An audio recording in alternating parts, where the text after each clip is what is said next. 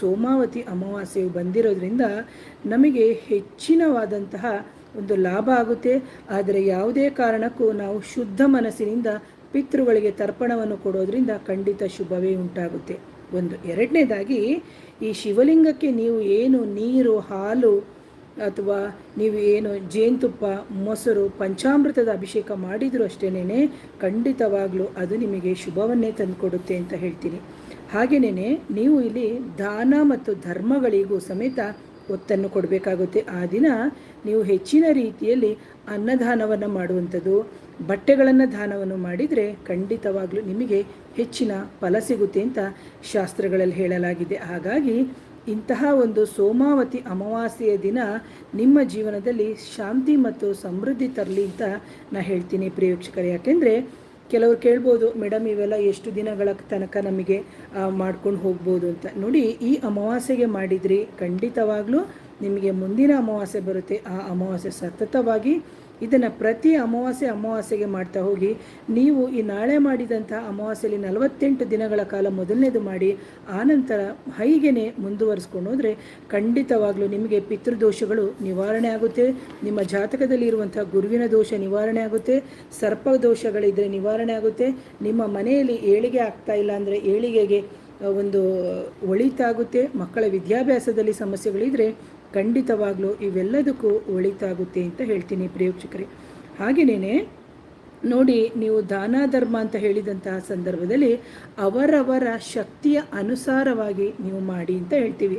ಹಾಗೆ ಎಷ್ಟೋ ಜನಕ್ಕೆ ವೈವಾಹಿಕ ಜೀವನದಲ್ಲಿ ಸಮಸ್ಯೆಗಳಿರುತ್ತೆ. ಅಂತಹ ಹೆಣ್ಮಕ್ಳು ವಿವಾಹಿತರಾಗಿರುವವರು ತಮ್ಮ ಗಂಡಂದಿರ ಒಂದು ಆಯಸ್ಸಿಗಾಗಿ, ಅಭಿವೃದ್ಧಿಗಾಗಿ, ಅದರ ಜೊತೆಗೆ ಎಷ್ಟೋ ಡಿಸ್ಟರ್ಬೆನ್ಸ್ ಇರುತ್ತೆ ನಮ್ಮ ವೈವಾಹಿಕ ಜೀವನದಲ್ಲಿ. ಅದಕ್ಕೆ ಸಮೇತ ನೀವು ಉಪವಾಸದ ವ್ರತವನ್ನು ಯಾರು ಮಾಡ್ತೀರಿ ಖಂಡಿತವಾಗಿ ಶುಭ ಆಗುತ್ತೆ.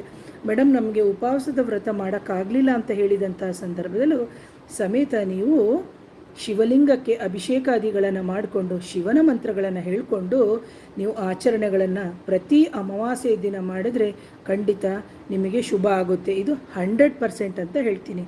ಅಥವಾ ನಿಮಗೆ ಬೇರೆ ಏನೋ ಸಮಸ್ಯೆಗಳಿದ್ದು, ಮಾಂತ್ರಿಕ ಬಾಧೆ, ನಕಾರಾತ್ಮಕ ಶಕ್ತಿಗಳ ಸಮಸ್ಯೆಗಳು ಇದ್ದಂತಹ ಸಂದರ್ಭದಲ್ಲೂ ಪರಿಹಾರಕ್ಕೆ ದಾರಿಯಾಗುತ್ತೆ ಅಂತ ಹೇಳ್ತೀನಿ. ಹಾಗೆ ಕೆಲವ್ರನ್ನ ನೀವು ನೋಡ್ಬೋದು, ಅವತ್ತಿನ ದಿನ ನಾವು ಹೇಳ್ತೀವಿ ಅರಳಿ ಮರ ಅಂತ. ಅರಳಿ ಮರದಲ್ಲಿ ನಮಗೆ ಬ್ರಹ್ಮ, ವಿಷ್ಣು, ಮಹೇಶ್ವರ ಇವರ ಒಂದು ಸಾನ್ನಿಧ್ಯ ಇರುತ್ತೆ ಅಂತ. ಹಾಗಾಗಿ ಅರಳಿ ಮರದ ಪ್ರದಕ್ಷಿಣೆಯನ್ನು ನಾವು ಮಾಡೋದ್ರಿಂದ ಖಂಡಿತವಾಗಲೂ ನಮಗೆ ಅಲ್ಲಿ ಬ್ರಹ್ಮ, ವಿಷ್ಣು, ಮಹೇಶ್ವರ ಹಾಗೆ ಎಷ್ಟು ಸಿದ್ಧ ಪುರುಷರು ಆ ಮರದ ಕೆಳಗಡೆ ತಪಸ್ಸಿನ ಒಂದು ಕಾಲ ಇರುತ್ತೆ, ಅಥವಾ ಬ್ರಹ್ಮ ಮುಹೂರ್ತ ಅಂತ ಏನಿರುತ್ತೆ, ಆ ಬ್ರಹ್ಮ ಮುಹೂರ್ತದಲ್ಲಿ ಅವರ ಸಂಚಾರಗಳಿರುತ್ತೆ.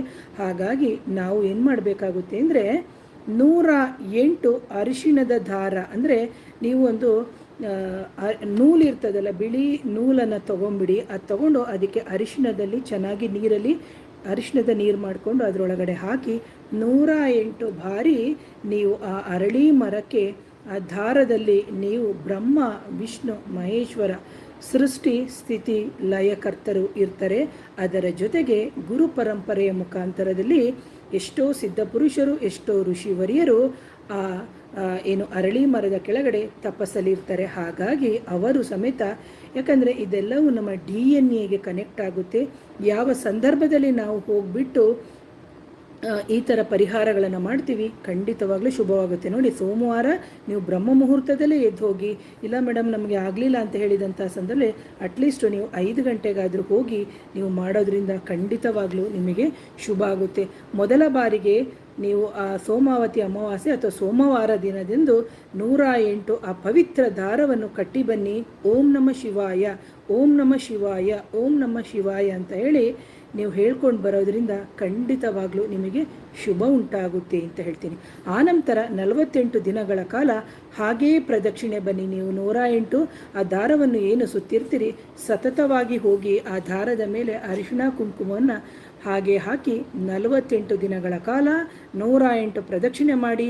ನಿಮಗೆ ಸಂತಾನದ ಸಮಸ್ಯೆ ಇರಲಿ, ಮಕ್ಕಳ ವಿದ್ಯಾಭ್ಯಾಸದ ಸಮಸ್ಯೆ ಇರಲಿ, ಆರೋಗ್ಯದ ಸಮಸ್ಯೆ ಇರಲಿ, ಅಥವಾ ಅರ್ಧಕ್ಕೆ ಏನು ಮನೆ ಕಟ್ಟಿ ನಿಂತು ಹೋಗ್ತಾ ಇದೆ, ಕೋರ್ಟು ವ್ಯಾಜ್ಯಗಳಿರ್ಬೋದು. ಈ ಥರ ನಮ್ಮ ಜೀವನದಲ್ಲಿ ಉಂಟಾಗುವಂಥ ಯಾವುದೇ ಸಮಸ್ಯೆ ಆಗಲಿ ಅಥವಾ ಆಸ್ತಿ ಅಂದರೆ ಏನು ಪ್ರಾಪರ್ಟಿ ಡಿಸ್ಪ್ಯೂಟ್ಸ್ ಅಂತ ಏನು ಹೇಳ್ತೀವಿ, ಅದು ಎಲ್ಲದಕ್ಕೂ ಪರಿಹಾರ ಆಗುತ್ತೆ ಅಂತ. ಹಾಗೆಯೇ ನಮಗೆ ನಾವು ನೋಡ್ಬೋದು ಹಲವಾರು ಕ್ಷೇತ್ರಗಳಿದೆ, ಪುಣ್ಯ ನದಿಗಳಿದೆ. ಇಂತಹ ಸಂದರ್ಭದಲ್ಲಿ ಪವಿತ್ರ ನದಿಗಳ ಒಂದು ಸ್ನಾನ ಮಾಡೋದ್ರಿಂದ ನಮ್ಮ ದೇಹದಲ್ಲಿ ಇರುವಂತಹ ಒಂದು ನಕಾರಾತ್ಮಕ ಶಕ್ತಿಗಳಾಗಲಿ, ಮಾಂತ್ರಿಕ ಬಾಧೆಗಳಾಗಲಿ, ಕಣ್ದೃಷ್ಟಿಯಾಗಲಿ ಅವೆಲ್ಲವೂ ನಿವಾರಣೆ ಆಗುತ್ತೆ.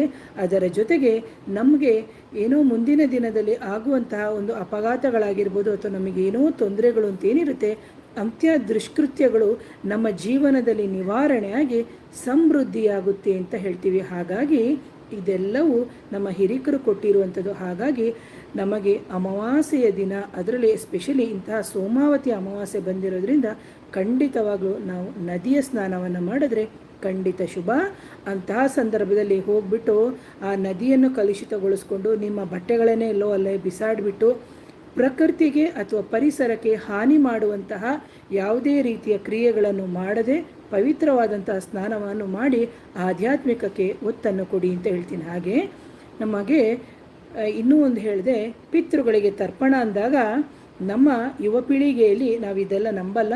ನಮ್ಮ ಎಷ್ಟೋ ಜನ್ಮಗಳ ಕರ್ಮದ ಮೂಟೆಗಳು ಇರುತ್ತೆ. ಯಾಕಂದರೆ ನಾವು ಅದೇ ತಂದೆ ತಾಯಿಂದಿರಿಗೆ ಹುಟ್ಟಬೇಕು ಅಂದರೆ ನಮ್ಮ ಪಿತೃಗಳಿಂದ ಏನೋ ತೊಂದರೆಗಳಾಗಿದ್ದರೆ ನಾವು ಅನುಭವಿಸ್ತಿರ್ತೀವಿ ಅಥವಾ ನಮ್ಮ ಮಕ್ಕಳು ಅನುಭವಿಸ್ತಾರೆ. ಅವರು 3 ತಲೆಮಾರಿಂದ ಏನು ಬಂದಿರ್ತೋ ಇವೆಲ್ಲವೂ ನಿಜ.